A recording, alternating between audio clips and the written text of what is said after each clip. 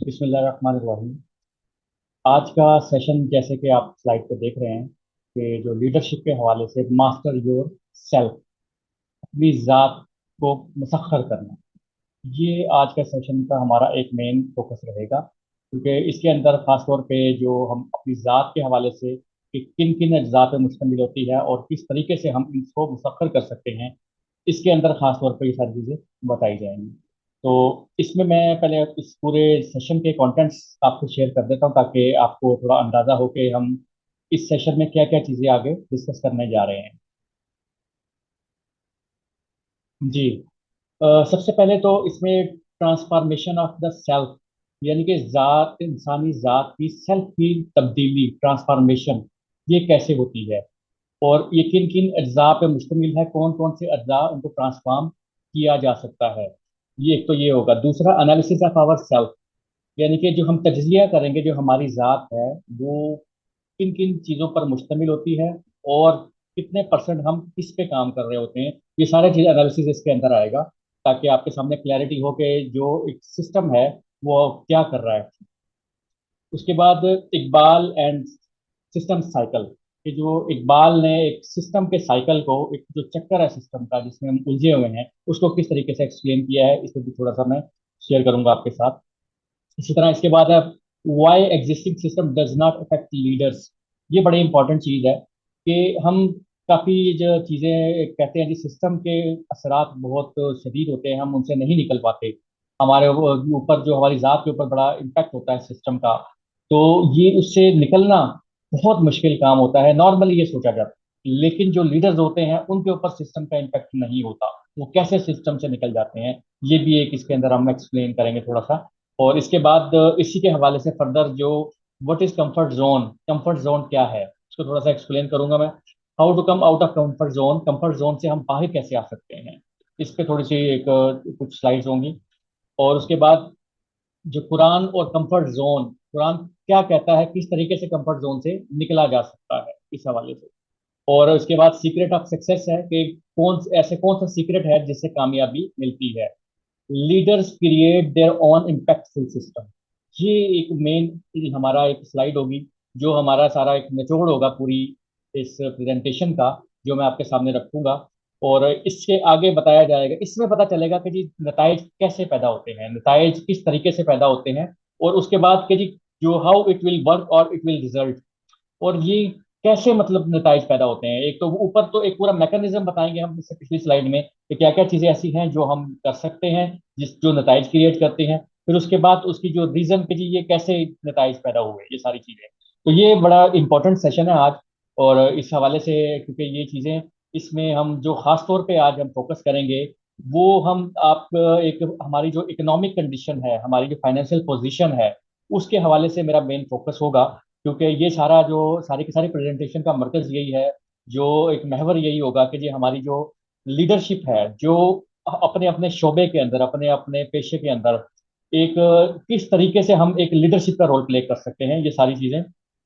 और leadership actually, जैसे कि हमने पिछली प्रेजेंटेशन में बताया भी था, कि ये कोई ना तो कोई पेशा है ना कोई डिजिग्नेशन है, ये एक्चुअली एक करेक्टर है जो आप जिंदगी में अपने किसी भी रोल के अंदर ये प्ले कर सकते हैं। आप किसी भी शोबे में हैं, किसी भी पेशे में हैं, आप तालीम के शोबे में हैं, आप बिजनेस में हैं, आप कहीं भी हैं, आप उसके अंदर एक लीडरशिप का रोल प्ले कर सकते हैं, आप बाकियों से आगे बढ़ सकते हैं।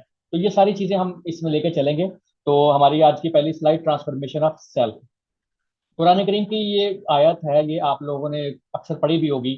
इन अल्लाह ला युगय्यिरु मा बिकौमी हत्ता युगय्यिरु मा बि अनफुसिहिम, कि खुदा उस किसी कौम की हालत नहीं बदलता जब तक वो कौम खुद अपनी हालत ना बदले। कि इसका एक तर्जुमा है जिसे हम आम फहम भी है और एक चीज समझ भी आती है कि जी क्योंकि कौम अफराद पर मुश्तमिल होती है, तो जब तक अफराद अपनी हालत नहीं बदलते उस वक्त तक वो ये कौम की हालत नहीं बदलती और खुदा भी उसकी हालत नहीं बदलता। अब इसके अंदर जो खास तौर पे जो सेल्फ है, जो हमारा नफ्स है, जो इसमें खास तौर पे जिक्र आया है नीचे, या ट्रांसफॉर्मेशन ऑफ मेंटल कैपेबिलिटीज। हमारा नफ्स दो चीजों पे मुश्तमिल होता है। एक हमारी मेंटल कैपेबिलिटीज होती हैं, दूसरी हमारी वैल्यूज होती हैं, परमानेंट वैल्यूज या मॉरल कैपेबिलिटीज कह सकते हैं आप उनको। ये दोनों चीजों का कॉम्बिनेशन होता है हमारा नफ्स एक्चुअली। तो अब इन दोनों का इम्तिजाज, दोनों की सिंक्रोनाइजेशन बहुत जरूरी है। दोनों में हम आहंगी होना बहुत जरूरी है। फिर ही इंसान की जात में इस्तेहकाम पैदा होता है, क्योंकि दोनों में से अगर एक भी मिस होता है या एक भी वीक होता है, दो दूसरे के लिए एग्जिस्टेंस जो है वो, एक एग्जिस्टेंस बनाना एक मुश्किल हो जाता है। तो हमारे लिए सबसे बड़ा, एक्चुअली अभी जो मैं देखता हूँ, हमारे लिए सबसे बड़ा प्रॉब्लम यह है कि हम पहले जो स्टेप है हमारा, जो मेंटल कैपेबिलिटीज का स्टेप है, इसको हम स्किप कर जाते हैं। उसकी वजह क्या है? उसकी वजह यह है, जैसे एक, अगर हम, खुदा ने इंसान को क्या मकाम दिया है, मकाम आदम जिसे कहते हैं, सखर लकुम मा फिस समावाति व मा फिल अर्ज़, कि पूरी कायनात को मुसख्खर कर दिया। ये हमारी मेंटल कैपेबिलिटीज के ऊपर डिपेंड करता है। तो ये सारी चीजें वो थी जो मेंटल कैपेबिलिटीज थी, आपको सलाहियतें दी मुसख्खर करने के लिए। वो सारी चीजें आपके पास आएंगी, मकाम आदम हासिल होगा पहले, मकाम आदम। उसके बाद आप अगली पोजीशन के लिए एलिजिबल होंगे या अहल होंगे, आगे जाने के लिए अहल होंगे। हम लोग इस स्टेप को छोड़ देते हैं एक्चुअली। हम मेंटल कैपेबिलिटीज के ऊपर फोकस करते ही नहीं है बिल्कुल, बल्कि हम अपने साथ जुल्म करते हैं एक्चुअली। हम हमें इस चीज का अंदाजा ही नहीं है। जुल्म का मतलब यही है कि जी, जिस चीज को जिस मकाम पे रखना चाहिए उसको हम वहां नहीं रखते। हम इस चीज को बिल्कुल फोकस नहीं करते कि हमारी मेंटल कैपेबिलिटीज को कैसे ग्रो किया जा सकता है, किस तरह हम इनको ग्रो करके एक लीडरशिप की पोजीशन हासिल कर सकते हैं। और इसकी ग्रो करने से हमारी जात में इसका काम पैदा होता है। फिर हम परमानेंट वैल्यूज की तरफ, या जिसे हम जो हमारी जात की नशोनुमा कहते हैं, वो जो मुस्तकिल अक़दार के तहत होती है, फिर उसकी तरफ हम जाएंगे। क्योंकि अगर हम इसको स्किप करते हैं या इसको छोड़ते हैं, तो हमारे लिए परमानेंट वैल्यूज पे कायम रहना या उनके तरफ बढ़ना हमारे लिए बहुत मुश्किल होता है। ये बहुत इंपॉर्टेंट फैक्टर है। अगर आप एक मेंटली स्टेबल हैं तो ही आगे बढ़ने की अहलियत रखेंगे, अदरवाइज आप जो है इसको उसी पोजीशन पे रह जाएंगे या उससे नीचे चले जाएंगे। जैसे बलहुम अदल कुरान करीम ने कहा है कि जी, जो हैवानात की सतह के ऊपर अगर हम स्टेटस को भी अचीव नहीं करते, अटेन नहीं करते, तो हम हैवानात की सतह पे आते हैं, जो एक सर्कल में जिंदगी गुजार रहे होते हैं। अब हम आगे चलते हैं उसके बाद अपनी नेक्स्ट स्लाइड के ऊपर। हाँ, ये अब है एक एनालिसिस हमारी रात का, हमारी सेल्फ। अब सबसे पहला जो अगर आपको नजर आ रहा होगा, सिस्टम साइकिल, जो सिस्टम का एक साइकिल है और इसका इम्पैक्ट हमारी जिंदगी के ऊपर, ये एक्चुअली मैंने मेंटल कैपेबिलिटीज के हवाले से बनाया ये सारा का सारा। और इसके अंदर मेन फोकस हमारा आपकी फाइनेंशियल पोजीशन, आपकी इकोनॉमिक कंडीशन के ऊपर होगा, क्योंकि ये सारी मेंटल कैपेबिलिटीज का ताल्लुक ही इंसान की फाइनेंशियल लाइफ से और इसका इकोनॉमिक कंडीशंस के ऊपर होता है कि जी, इंसान मेंटल कैपेबिलिटीज को ग्रो करके, उसके ऊपर वर्क करके, उसके अंदर वैल्यू ऐड करके इसको बढ़ा सकता है। और इसके बराबर में आप मॉरल वैल्यूज देख रहे होंगे। अब सिस्टम का साइकिल क्या करता है, हम जिस सिस्टम में रह रहे होते हैं, जो अभी एग्जिस्टिंग सिस्टम है, अभी सारी बात एक गैर कुरानी निज़ाम की है जिसके अंदर हम रह रहे हैं। अभी बिल्कुल भी इस सिस्टम की बात नहीं कर रहा हूँ जो कुरान करीम चाहता है या इस्लाम का जो निज़ाम है। अब इस सिस्टम क्या करता है हमें, सिस्टम में हम एक सुबह उठते हैं, हमारी जो डेली हैबिट्स किन चीज़ों पर मुश्तमिल होती है, डेली रूटीन किन चीज़ों पर मुश्तमिल होती है, क्योंकि हम वो जो डेली जो कुछ करते हैं वो एक सिस्टम का पार्ट बनता जाता है एक्चुअली। और वो सिस्टम का इम्पैक्ट उस पर किस तरह आता है वो मैं बताता हूँ। सबसे पहले हम सुबह उठते हैं, उसके बाद हम जो एक ब्रेकफास्ट के वो करते हैं, फिर हम फाइनेंशियल सर्वाइवल के लिए निकलते हैं, फिर रात में हम वापसी आके सो जाते हैं। एक सर्कल सिस्टम ने बनाया हुआ है। इसमें जो मेन चीज है वो है फाइनेंशियल सर्वाइवल। ये एक सिस्टम ने हमारे लिए क्रिएट किया हुआ है, सिस्टम का क्रिएट करता साइकिल है कि हम इस दौड़ में दौड़ रहे हैं, फाइनेंशियल सर्वाइवल के दौड़ के अंदर।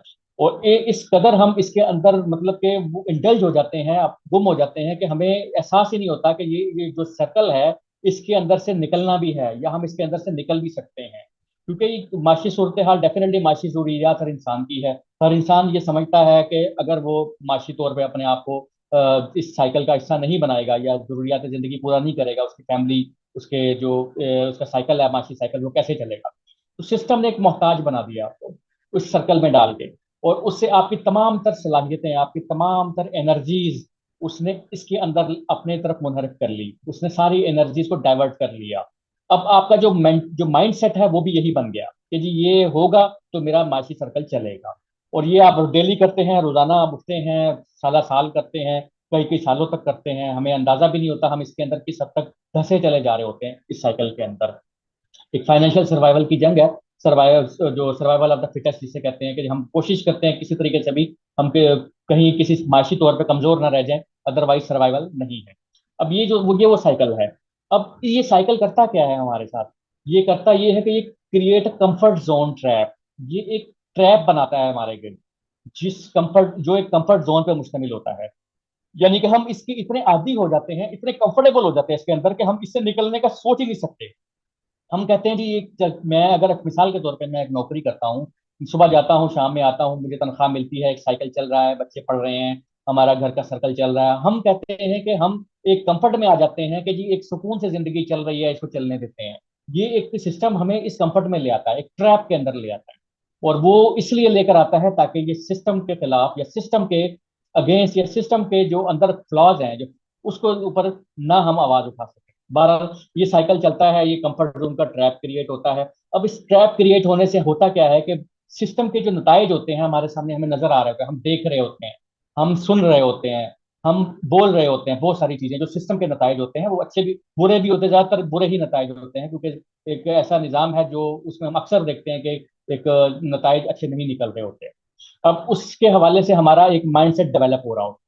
अब माइंडसेट जब डेवलप हो रहा होता है तो उससे होता क्या है कि हमारा जो दिमाग है वो ऑटोमेटिक डिसीजन ले रहा होता है। ऑटोमेटिक डिसीजन क्या ले रहा होता है? मिसाल के तौर पे आप एक जॉब कर रहे हैं या फिर छोटा सा बिजनेस कर रहे हैं, आपका सर्कल चल रहा है, इतना चल रहा है कि आपका गुजारा हो रहा है, आप इतनी थोड़ी बहुत जितनी भी इनकम आ रही है आपकी। अब आप माशरे में देखते हैं बहुत खुशहाल लोग भी हैं, अब बड़े अच्छे मतलब कमा रहे हैं बहुत ज्यादा। अब एक जब देखते हैं दिमाग में सवाल आता है कि यार इनके पास इतना पैसा या इनकी क्यों खुशहाल हैं।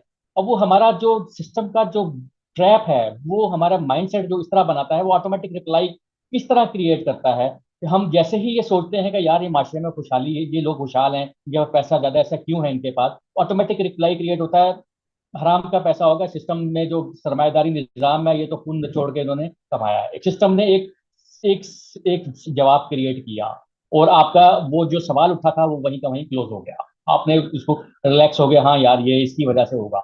या इसके अलावा मिसाल के तौर पे कोई फैमिली बड़ी खुशहाल है, बच्चे पढ़ रहे हैं, बड़े अच्छे स्कूलों में हैं, आप देखते हैं कि मैं बमुश्किल एक नॉर्मल स्कूल में अपने बच्चों को पढ़ा पा रहा हूँ, लेकिन ये फैमिली इतने अच्छे अच्छे स्कूलों में पढ़ा रही है, इनके जो पेरेंट्स हैं वो बहुत पढ़े लिखे हैं, मेरे पेरेंट्स भी अनपढ़ थे। तो वो जब देखते हैं तो फिर एक सिस्टम का पैदा करना, क्रिएट करना, एक आंसर ऑटोमेटिक रिप्लाई आपके दिन में आता है। उनके तो वालदैन ने बड़ी मेहनत की होगी और उनके पास जो पैसा था उन्होंने खर्च किया और उन पे लगाया, उन पे और इनको ये इस कंडीशन में लेकर आया। हमारे वालदैन के पास तो कुछ था ही नहीं, हमने एक ब्लेम, सिस्टम ने एक ब्लेम क्रिएट किया और उस क्वेश्चन का आंसर किया और उसको उसी वहीं पे क्लोज कर दिया। ये चीजें, ये इस तरह के बहुत सारे सवाल सिस्टम यानी कि सिस्टम के खिलाफ हमारे जहन में आ रहे होते हैं, लेकिन वो सिस्टम का जो ट्रैप होता है, जो सिस्टम का जो एक ऑटोमेटिक रिप्लाई सिस्टम है, जो हम देख रहे होते हैं, जो सुन रहे होते हैं, वो खुद ब खुद जवाब दे रहा होता है। जैसे मिसाल के तौर पे एक और मैं एग्जांपल देता हूँ आखिरी, कि जैसे कहते हैं जी ईमानदारी से काम करना जो है वो करना चाहिए। नॉर्मली एक सिस्टम में, एक दिमाग में सवाल आता है यार ईमानदारी से काम करना चाहिए, फौरन सिस्टम से जवाब आता है जी एक आपका ईमानदारी से काम करेंगे आप तो बेवकूफ हो, आप तो नाकाम हो जाओगे सिस्टम में। वो फिर एक वो चैप्टर भी क्लोज हो गया। देखिए ये ऑटोमेटिक सिस्टम करता क्या है, आपका दिमाग जो ट्रैप में लेकर आता है और ये खुद ब खुद एक आंसर क्रिएट कर रहा होता है और हमें पता भी नहीं होता।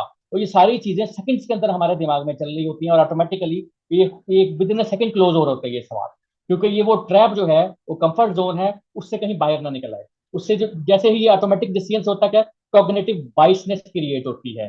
कॉग्निटिव बाइसनेस क्या होती है कि जो बाइसेस, कॉग्निटिव बाइसेस ऐसी होती है जो जानिबदारी से, कहते हैं जो दिमाग जो है एक तरफ जानिबदारी शो करता है, आपका आपका सिस्टम की जो पैदावार है, सिस्टम का जो इम्पैक्ट है वो इतना ज्यादा होता है कि आपका जो दिमाग है वो बाइस हो जाता है सिस्टम के हवाले से, और वो आप सोचने समझने की सलाहियत आपकी माउक हो जाती है।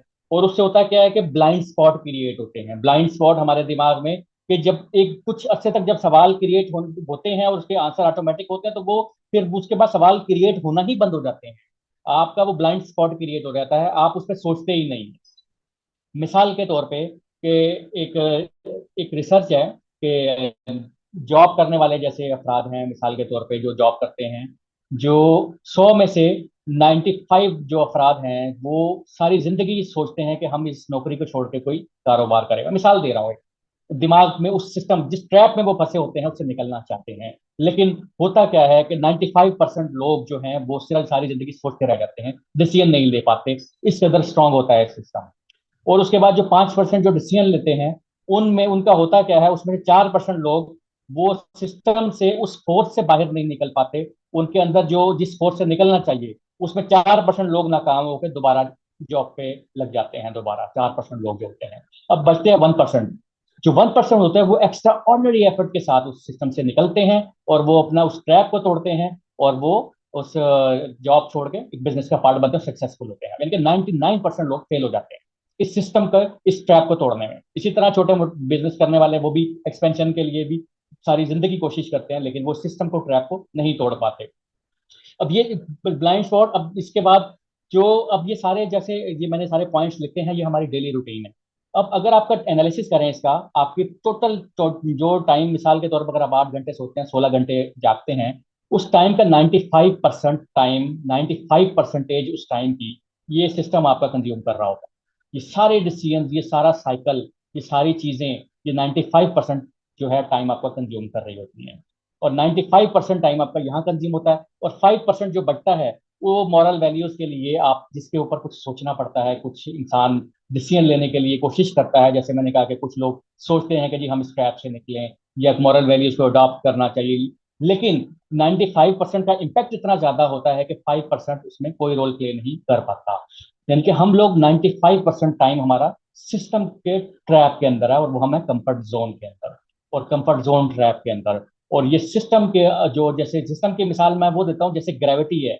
अब इस ग्रेविटी से जितनी भी आप कुवत से बाहर निकलना चाहें, आप नहीं निकल पाते। इसके लिए आपको एक्स्ट्रा ऑर्डिनरी फोर्स चाहिए, एक्स्ट्रा ऑर्डिनरी कुवत चाहिए आपको। आपको अगर आप जमीन के मदार से निकलना चाहते हैं, तो आपको इसके लिए एक हाई पावर, एक रॉकेट चाहिए, एक इंजन चाहिए जो निकल सकते हैं। जैसे मिसाल के तौर पर मैं बता रहा हूँ, इसी तरह सिस्टम से निकलने के लिए एक एक्स्ट्रा ऑर्डिनरी एफर्ट चाहिए। तो हम आगे चल के देखेंगे कि इसको, सिस्टम को हम किस तरीके से इस सिस्टम से निकला जा सकता है। अब नेक्स्ट चलते हैं। हाँ, इकबाल ने इसको, सिस्टम को कैसे डिफाइन किया है। असरे हाजिर मलकल मौत है तेरा, जिसने कब्ज की रूह तेरी दे के तुझे फिक्रे माश। ये बेहतरीन उसने अक्कासी की है कि जी तुम्हारी रूह कब्ज कर ली है। 95% हमारा टाइम कंज्यूमिंग है ये सिस्टम। और क्या, किस वजह से? फिक्रे माश देकर, ये है सिस्टम का ट्रैप। उसके बाद कहता है दिल लरसता है हरीफाना कशाकिश से तेरा। चैलेंजिंग सिचुएशन से हमारा दिल जो लरस जाता है, हम डर जाते हैं, हम इस ट्रैप से निकलने का सोचते भी नहीं है, हम सोचने की कोशिश भी नहीं करते। हम चैलेंजिंग सिचुएशन अडॉप्ट करने के लिए सोचते भी नहीं है। जिंदगी मौत है खो देती है जब जोके खराश। ये हम ऑटोमेटिकली, अब जब जब ये आहिस्ता आहिस्ता ये ट्रैप हमें अपने कंट्रोल में ले लेता है, तो ये जोके खराश जो है, ये हल्की सी हमारे जहन में जो एक खराश भी आती है, जो खराश से मुराद है, एक सोच भी आती है कि हमें सिस्टम से निकलना चाहिए, वो भी खत्म हो जाती है, और हम, जिंदगी कन्वर्ट हो जाती है मौत। यानी कि ये मौत सिर्फ वही नहीं है जो फिजिकल है, हम एक मुर्दा, मतलब चलते फिरते मुर्दा बन जाते हैं, तो हमारे अंदर वो पूरी खत्म हो जाती है सलाहियत सिस्टम से निकलने की। उसके बाद इकबाल कहता है कि इस जुनून से तुझे तालीम ने बेगाना किया। इस जुनून से, जुनून पागलपन, तुझे तालीम ने बेगाना किया, जो ये कहता था फिरत से कि बहाने ना तराश। ये वो इंपॉर्टेंट चीज है कि ये जो पागलपन है, ये पागलपन से इस तालीम ने, इस एजुकेशन सिस्टम ने पूरा का पूरा इसके ऊपर जलती पे तेल डाला कि जी ये जो पागलपन था इसको खत्म कर दिया। जो हमारी अकल फैसले करती है, हम उसका एनालिसिस ही नहीं कर पाते। वो खिरत से, यानी कि अकल को ये कहें कि डोंट मेक लेम एक्सक्यूज। हम ये समझते ही नहीं है कि ये दिमाग हमें ट्रैप कर रहा है, ये माइंड हमें धोखा दे रहा है, हमें इसमें ट्रैप में कैद कर रहा है। ये हमारे, ये जो जो भी ऑटोमेटिक रिप्लाईज आ रहे हैं, ये ट्रैप है। हम एनालिसिस ही नहीं कर पाते। तो ये जो जुनून पागलपन है, ये चाहिए इस सिस्टम से निकलने के लिए। तो ये इकबाल ने खास तौर पे इसे यहाँ हाईलाइट किया है कि इस जुनून से तुझे तालीम ने बेगाना की। उसने हाईलाइट किया कि ये तालीम, जो एजुकेशन सिस्टम है आपका, उसने इसके ऊपर मजीद इसको मजबूत किया, इस सिस्टम को जो जो हमारे ऊपर लागू है, उसके ऊपर जो एजुकेशन सिस्टम भी उसी के हिसाब से बनाया गया। और जो पागलपन हमारे अंदर होना चाहिए था, जुनून हमारे अंदर होना चाहिए था, उसको खत्म कर दिया एजुकेशन ने, तालीम ने, तालीमी निज़ाम ने। तो वो हमारी जो एक सलाहियत थी कि हम अकल का एनालिसिस कर सके, जो जो अकल सोचती है, जो अखिरत कहती है, कि उसको हम ये नहीं कह सके कि जी तुम बहाने नहीं तराशो, तुम लेम एक्सक्यूजेज नहीं बनाओ। तो ये एक बड़ा अच्छी तरीके से इकबाल ने इसकी अक्कासी की है। अब इसके बाद नेक्स्ट हम इसके ऊपर चलेंगे। हाँ, अब जो एग्जिस्टिंग सिस्टम जो है, उसके लीडर्स पे क्यों इफेक्ट नहीं करता? क्योंकि हमने बड़े बड़े लीडर, जो कामयाब शख्सियात हैं, जिन्होंने तारीख का रुख मोड़ा, जिन्होंने अपने शोबे का रुख मोड़ा, जिन्होंने साइंस के अंदर रिसर्च की, उस वक्त की जब कोई सोच भी नहीं सकता था, लोगों की तरफ से रेजिस्टेंस मिली, लोगों की तरफ से एक रिजेक्शन मिली, लोगों ने अप्रिशिएट नहीं किया, लेकिन फिर भी उन्होंने तारीख का अपनी उस शोबे का, उस पेशे का रुख मोड़ दिया। वो क्या पागलपन था, वो कौन सी, क्यों नहीं इफेक्ट हुए सिस्टम से? और उसमें खास तौर की बात उनकी होती है कि वो उसी सिस्टम में पैदा होते हैं, वो कहीं बाहर से नहीं आते लीडर्स, सिस्टम के अंदर ही पलते बढ़ते हैं, उसी सिस्टम के माहौल में उनके ऊपर भी असरअंदाज होता है जैसे आम इंसानों को होता है। लेकिन think out of the box, वो क्रिटिकल एनालिसिस करते हैं, वो सिस्टम को एक अलग ही अंदाज से देखते हैं। तो वो जो चीजें, जैसे इकबाल ने कहा है, उस उनके अंदर वो जुनून होता है, जो इकबाल ने कहा जुनून, कि वो पागलपन होता है उनके अंदर। वो उस एनालिसिस की सलाहियत उसे कहते हैं हम एक्चुअली, कि जी उनके अंदर एनालिसिस की सलाहियत होती है, ग्रो की होती है, स्ट्रॉन्ग बिलीव इन देमसेल्फ। सबसे बड़ा इंपॉर्टेंट रोल होता है कि जी उनको अपने ऊपर पूरा एतमाद होते हैं, वो सबसे शदीद एतमाद होता है कि जी जो उनके अंदर सलाहियतें हैं, जो अल्लाह ताला ने उनको सलाहियतें दी हैं, उसके ऊपर भरपूर एतमाद होता है। और यही सबसे मेन रोल प्ले करती है। अगर इंसान को अपनी सलाहियतों पर एतमाद हो तो वो सबसे बड़े से बड़ी रुकावट है, वो उतर जाता है। जो मकाम आदम यही है, वो जो कैपेबिलिटीज एक आदम को दी गई, वो यही कैपेबिलिटीज थी कि उसको उसके ऊपर बिलीव करके सखर अलाकुम मा फिस समावाति व मा फिल अर्ज था एक्चुअली। अगर उस अपनी कैपेबिलिटीज पे बिलीव ही नहीं है तो आप आगे बढ़ ही नहीं सकते।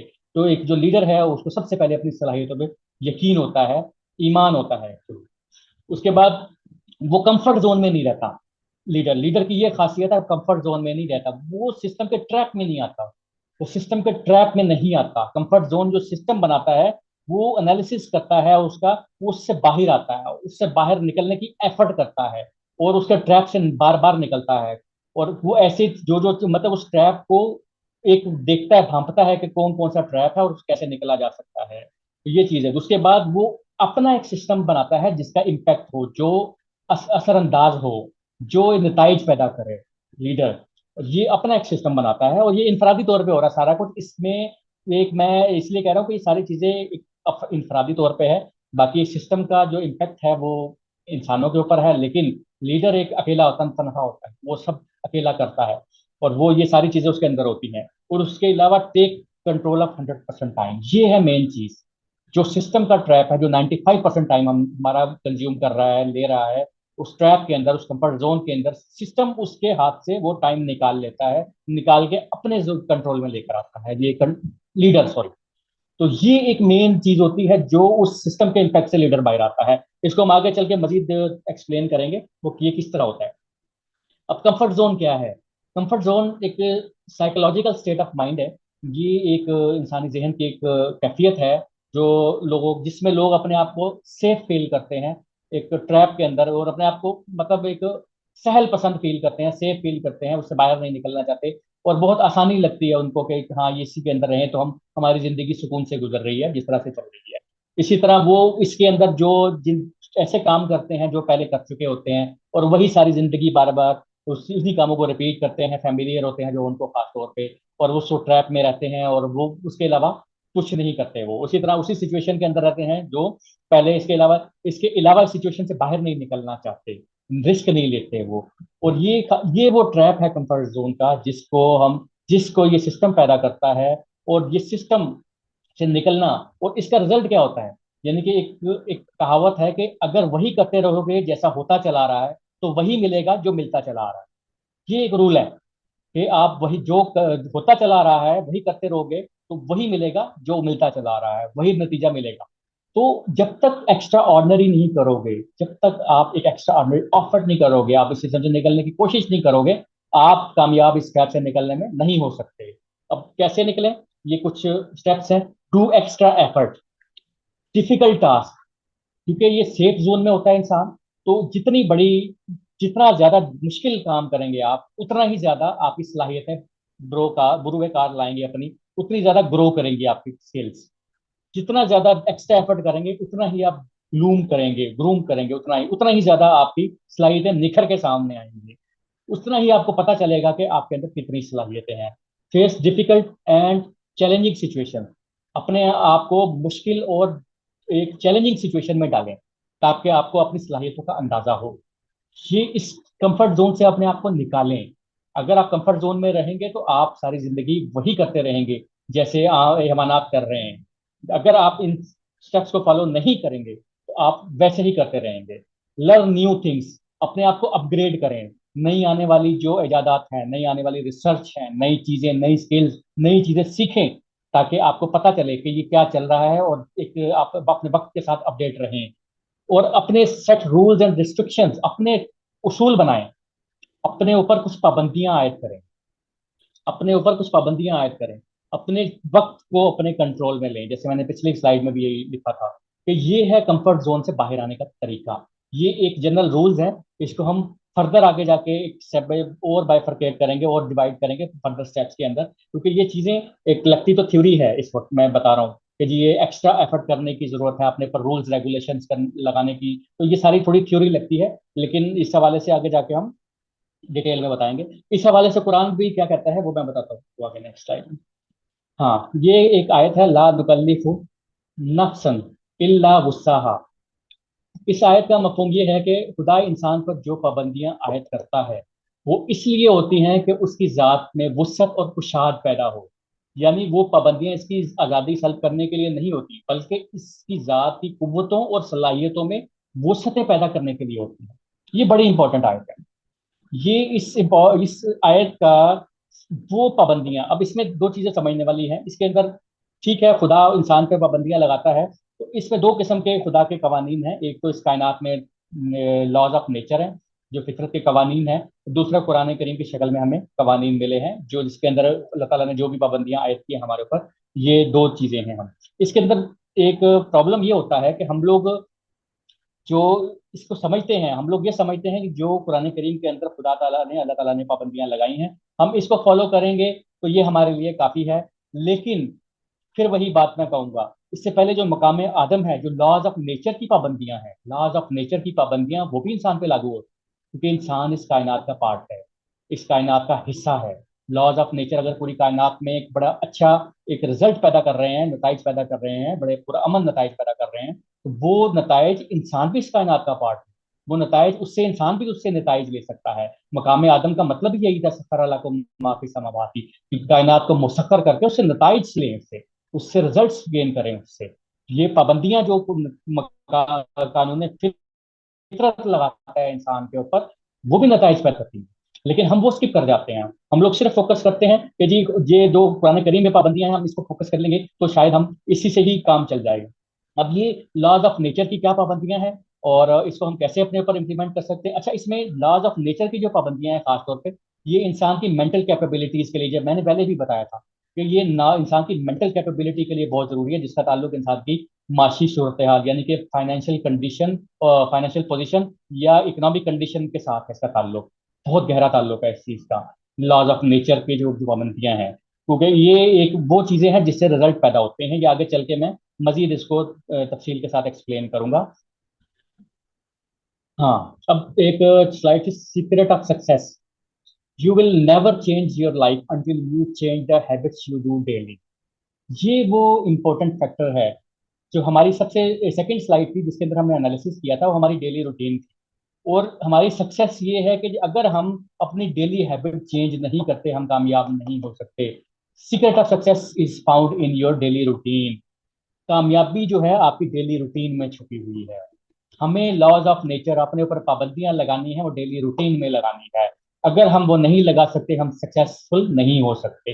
अपनी ना माशी सूरत हाल के अंदर फाइनेंशियल पोजीशन हमारी बेहतर हो सकती है, ना हम अभी इकोनॉमिक कंडीशन के अंदर अपनी कुछ बेहतरी ला सकते हैं। तो ये बड़ा इंपॉर्टेंट एक पॉइंट है जिसको समझने की जरूरत है, क्योंकि इसी अगली स्लाइड में हम वो रूटीन के अंदर वो चीजें जो फितरत की पाबंदियां हैं या फितरत के कवानीन हैं, उनकी पाबंदियां जो अपनी जात के ऊपर लगानी है हमने, वो हम आगे जाके अगली स्लाइड के अंदर हम डिस्कस करेंगे।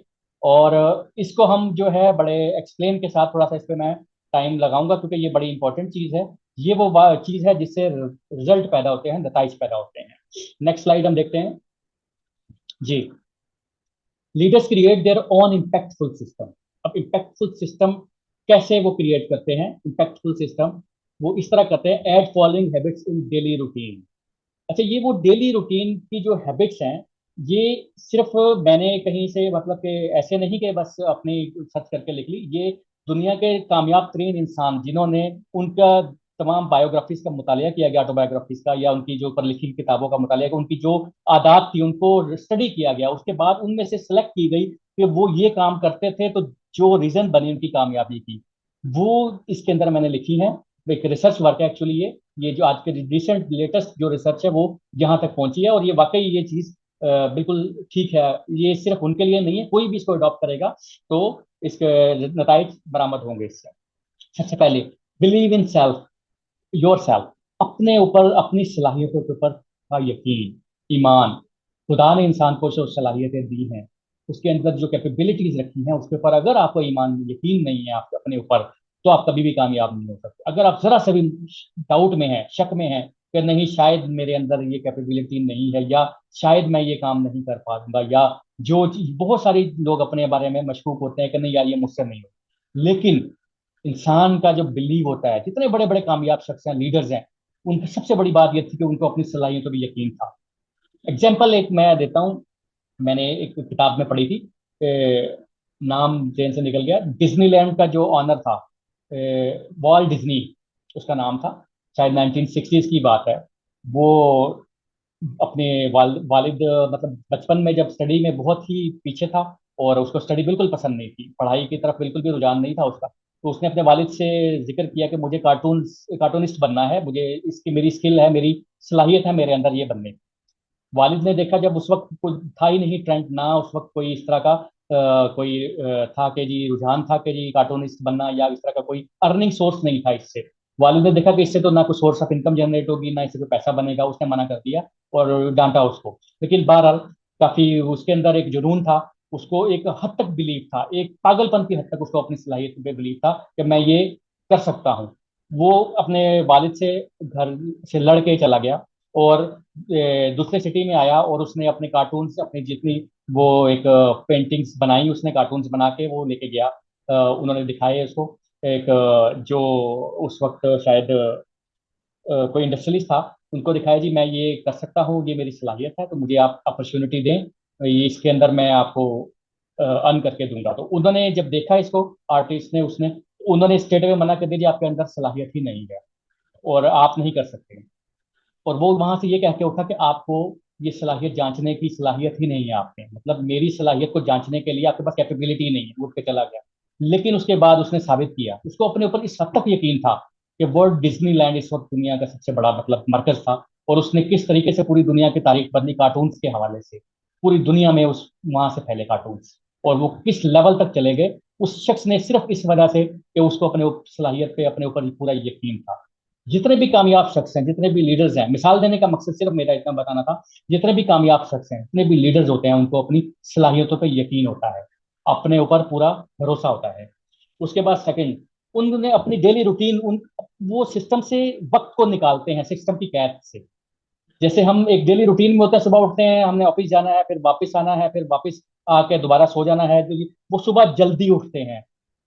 5 AM एक बुक का नाम है, 5 AM क्लब। 5 AM क्लब, उसमें दुनिया के कामयाब तरीन अफराद को उस क्लब में शामिल किया गया है कि वो सुबह 5 बजे उठते हैं। और वो तमाम अफराद जो उस वक्त कामयाब हैं, और वो सब 5 बजे उठते हैं, उन्होंने प्रूव किया है मतलब कि ये लोग हैं जो इसलिए कामयाब हैं कि सुबह 5 बजे उठते हैं, अपने वक्त का कंट्रोल उनके अपने हाथ में, उसका पूरा इस्तेमाल करते हैं अपनी मर्जी के मुताबिक, अपने सिस्टम के मुताबिक।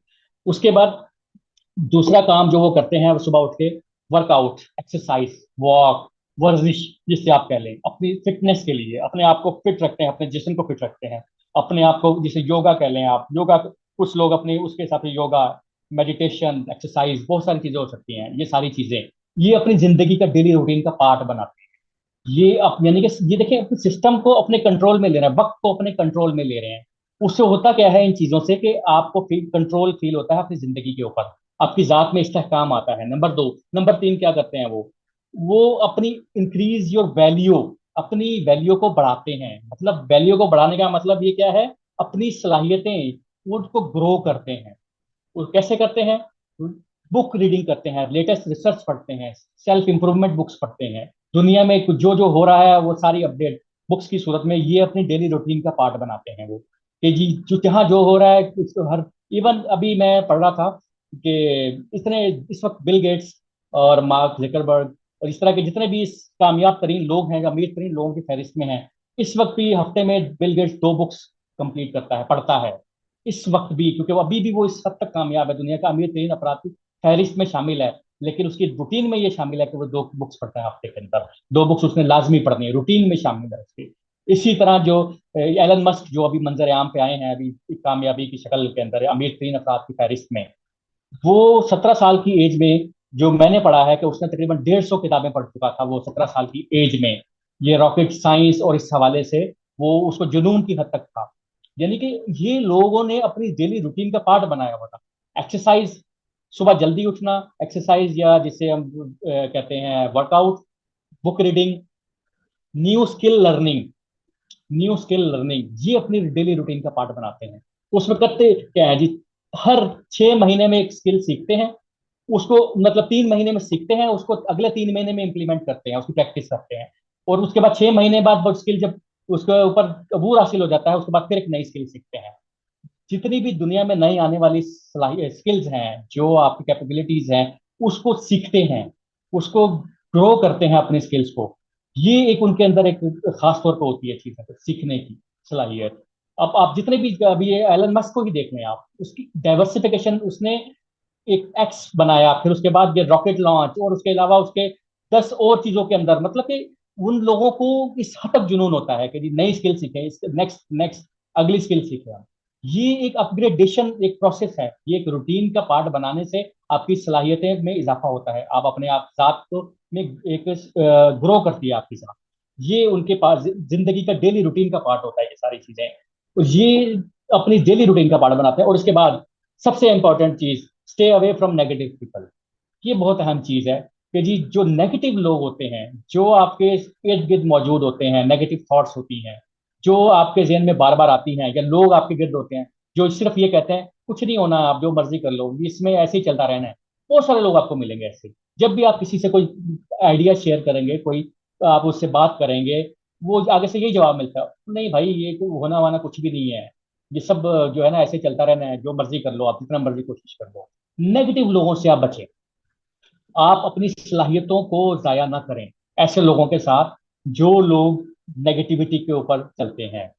और एक एक लेटेस्ट रिसर्च भी ये कहती है कि आप लोग जो यानी कि इंसान किस चीज का मुरक्कब होता है, 5 उन अशखास का मुरक्कब होता है, उन लोगों का मुरक्कब होता है जो आपके इर्द गिर्द होते हैं।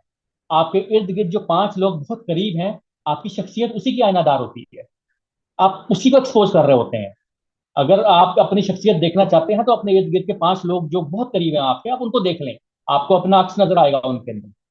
तो इसलिए बहुत मुंतखब यानी कि इंतखाब के अंदर बहुत एहतियात करें, नेगेटिव लोगों से दूर रहें। ये आप डेली रूटीन में अपनी रूटीन में शामिल करेंगे, लेकिन ये एक मुश्किल काम है।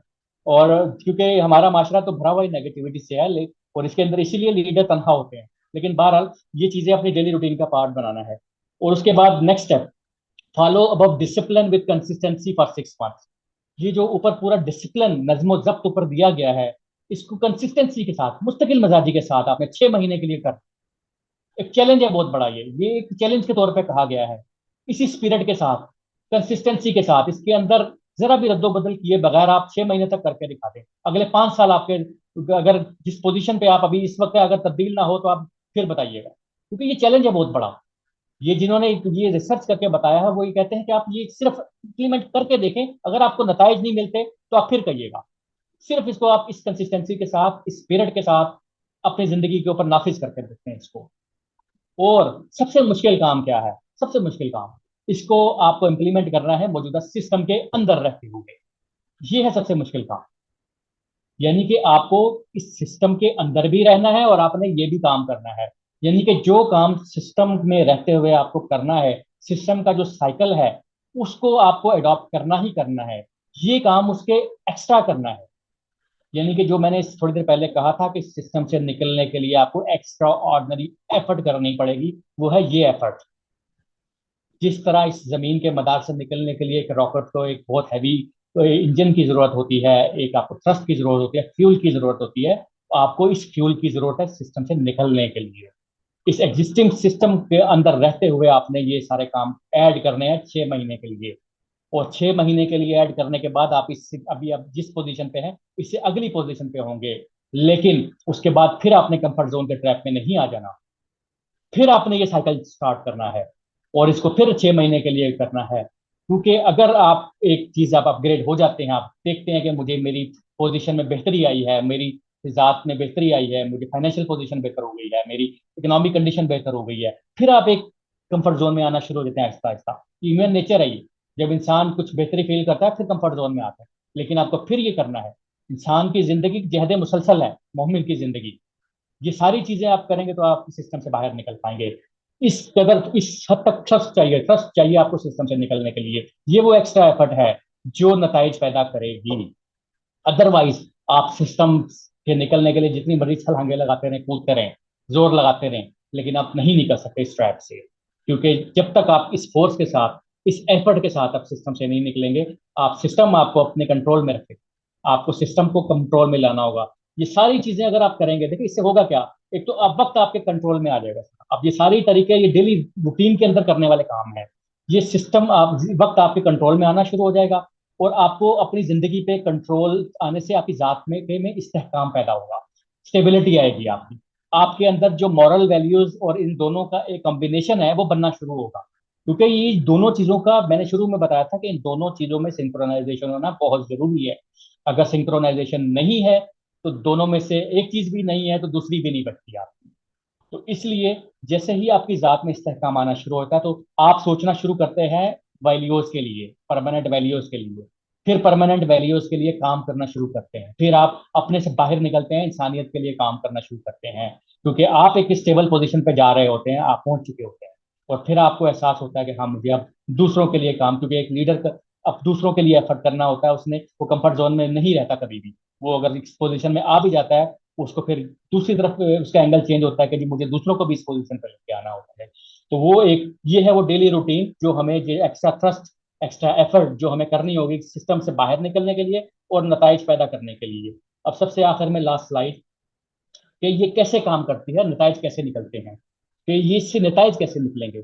जैसे मैंने थोड़ी देर पहले भी बताया था, इसमें भी यही मैंने मेंशन किया कि universe operates under the laws of nature, कि कायनात के अंदर कवानीन फितरत चल रहे हैं, उनसे नताइज पैदा कर रहे हैं।